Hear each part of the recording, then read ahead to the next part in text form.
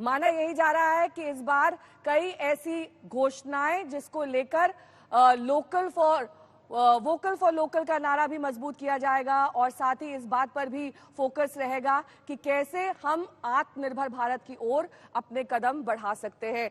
हमारे साथ खास मेहमान आलोक जी जुड़े हुए हैं और आलोक जी, हर बार की तरह इस बार भी गगनचुंबी उम्मीदें हैं इस बार के बजट से।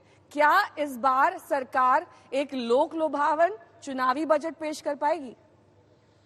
देखिए, उम्मीद तो यही है कि सरकार एक लोक लुभावन चुनावी बजट पेश करेगी, लेकिन मोदी सरकार का रिकॉर्ड देखिए तो वो जितनी उम्मीदें आप उनसे करते हैं वो उन पे पानी फेरने के लिए मशहूर है। मैं ये नहीं कह रहा हूँ कि इस बजट में कुछ नहीं होगा, लेकिन इस बजट से जैसी उम्मीदें लोग लगा के बैठे हैं शायद वैसा नहीं हो। आप इनके पुराने बजट भी देख लीजिए तो ये जिसको बिग बैंग बजट कहते हैं, जिसमें बड़े भारी ऐलान होते हैं, उस तरह के बजट नहीं होते हैं। इनमें कुछ ऐसे काम होते हैं जो आपको उस वक्त शायद पता नहीं चलते हैं। जैसे 2019 के बजट को याद करिए, उसमें किसान सम्मान योजना आई थी। उस वक्त उसका महत्व तो लोगों की समझ में नहीं आया था। और ये कहना सही है कि लोकसभा चुनाव के पहले ये आखिरी पूर्ण बजट होगा, इस वजह से ये उम्मीदें बढ़ रही हैं कि लोगों को खुश करने का इंतजाम किया जाएगा। लेकिन परंपरा तो है, मगर कोई नियम सरकार को रोकता नहीं है कि वो चुनाव के पहले अंतरिम बजट में भी नए ऐलान कर दें। और इस सरकार को देखें जो ये बजट के बाहर भी ज्यादातर रहता नहीं है, अभी तक रहा है, लेकिन बजट के बाहर भी ये सरकार बड़े ऐलान करती है। इसके बावजूद इस बजट के बाद इस साल 9 राज्य विधानसभाओं के चुनाव होने हैं। इस वजह से ये एक बड़ा मौका है उनके लिए कि वो ऐसा कुछ करें जिससे इंफ्रास्ट्रक्चर को, ग्रोथ को और रोजगार को बढ़ावा मिले। अब इसमें वो मध्यवर्ग को खुश करने के लिए, जो कि काफी सालों से मिडिल क्लास ये मांग कर रहा है कि आपने साहब टैक्स में रिलीफ नहीं दी, तो क्या वो टैक्स को रिलीफ दे सकते हैं? अगर आप टैक्स कलेक्शन का आंकड़ा देखें जो लगातार बढ़ रहा है, डायरेक्ट टैक्स का भी, जीएसटी का भी, तो उसकी गुंजाइश बनती दिख रही है।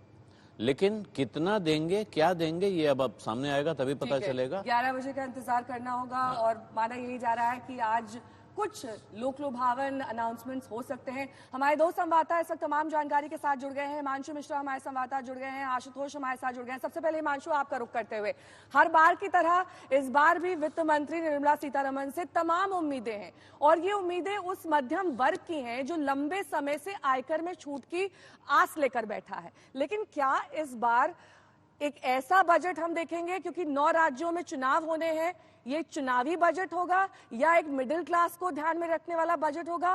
किस तरीके की संभावनाएं सामने उभर कर आ रही हैं? नेहा, मुझे लगता है कि जिस तरीके से अभी आलोक जी बता रहे थे, 2019 का जो लोकसभा चुनाव से पहले अंतरिम बजट पेश किया गया था, उसमें किसान सम्मान निधि यानी कि एक साल में 6,000 रुपए किसान को देने को लेकर घोषणा की गई थी। और वो एक ऐसा ट्रम्प कार्ड था जो 2019 के लोकसभा चुनाव में बीजेपी के लिए काम कर गया था। 9 राज्यों के चुनाव होने, अगर जम्मू कश्मीर के चुनाव होंगे तो 10 राज्यों के चुनाव इस साल होने हैं।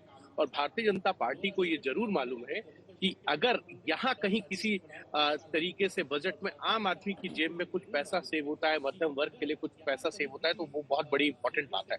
पिछली बार 5 लाख रुपए इनडायरेक्ट वे में सरकार ने कहा, देखिए इस पर राहत मिलती है, यानी कि इनकम टैक्स में डायरेक्ट नहीं लेकिन इनडायरेक्ट वे में इसमें राहत मिल रही है। दूसरी चीज, कोविड से निकले हैं, लोकल फॉर वोकल और भारतीय अर्थव्यवस्था को किस तरीके से मजबूत कर रहा है, क्योंकि जो अनुमान आया आईएमएफ का वो है 6.5% की विकास दर का। आप अगर पूरी तरीके से लार्जेस्ट प्रोस्पेक्टिव में देखेंगे तो कहीं ना कहीं मध्यम वर्ग को साधने की कोशिश होगी इस पूरे बजट के अंदर। इंफ्रास्ट्रक्चर को खड़ा किया जाएगा, स्वास्थ्य सेवाओं के लिए इस बजट में बहुत कुछ देखने को मिलेगा और साथ ही साथ किसानों के लिए बहुत कुछ होगा। और जो है वो छोटा और खुदरा व्यापारी के लिए, लघु उद्योगों के लिए बहुत कुछ मिलने वाला हो सकता है। जो हमारी जानकारी है उसके अनुसार हेल्थ सेक्टर के लिए, इंफ्रास्ट्रक्चर्स के लिए, साथ ही साथ मध्यम वर्ग के लिए और जो लघु उद्योग हैं यानी कि स्मॉल स्केल इंडस्ट्रीज है, उसको बहुत कुछ मिल सकता है। क्योंकि आत्मनिर्भर भारत, लोकल फॉर वोकल, ये जो है ये कहीं ना कहीं जो है वो एमएसएमई सेक्टर से है, तो इसको लेकर कहीं ना कहीं बजट को बनाया जा रहा है। दूसरी चीज जो मुझे लगता है, क्योंकि चुनावी वर्ष है तो अब देखना यह है कि जो भारत सरकार की लोक गरीब कल्याण योजनाएं हैं उनको किस तरीके से बढ़ाया जाता है। कल अगर आपने पूरे राष्ट्रपति भाषण को हम सबने सुना तो उसमें ये कहा गया था जो प्रधानमंत्री अन्न योजना है, जो कोविड काल में 80 करोड़ लोगों को अन्न देने की बात है, अनाज देने की बात है, उसको जारी रखा जा सकता है। एक चीज नेहा ये समझना होगा, ये जो योजना है ना, वो कोई भी सरकार आ जाए, अब मुझे नहीं लगता कि बंद करने का फैसला बहुत आसानी से ले पाएगी, क्योंकि अगर यहाँ कुछ इस तरीके के फैसले होते हैं कि नहीं दिया जाए, उसको बढ़ाया जा सकता है, कम नहीं किया जा सकता। तो इस तरीके से गरीब कल्याण योजनाएं जो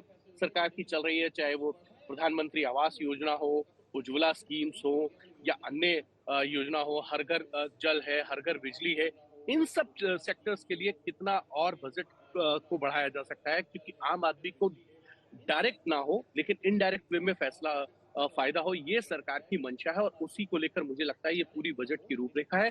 इसको आप अब ये मत कहिए कि इस मोदी सरकार 2 का ये अंतिम बजट है।